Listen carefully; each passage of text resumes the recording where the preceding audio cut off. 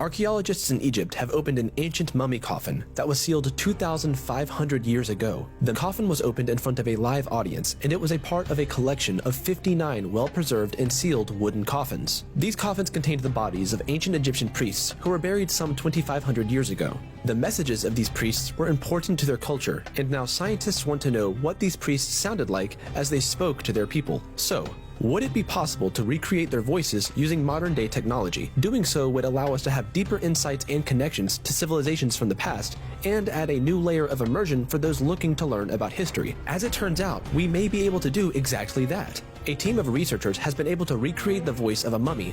The mummified body belongs to Nesyamun. He was an Egyptian priest, incense bearer, and scribe at the Egyptian temple complex at Karnak in Thebes. He worked during the reign of the pharaoh Ramses XI, one of the most important leaders of ancient Egypt. Nesyamun is one of the most studied mummies in the world. The excellent mummification process of Nesyamun preserved his throat, trachea, and much of the soft tissues of his vocal tracts even nearly 3,000 years later. This has allowed the scientists to proceed with a voice reconstruction of Nesyamun and take all the needed measurements. Using medical scanners, they were able to build a 3D printed replica of his vocal tract. Then, they hooked it up to an electronic larynx. The sound they recreated was a single vowel sound, which is similar to the vowel you hear in the words bed or bad.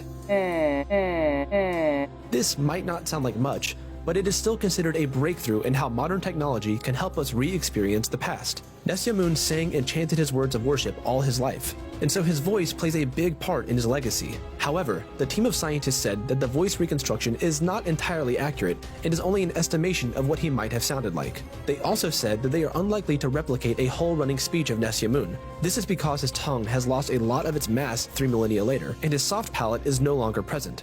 To understand how voice reconstruction works, we need to know that everyone's voice is unique, and it is related to the size and shapes of our vocal tract resonators and articulators.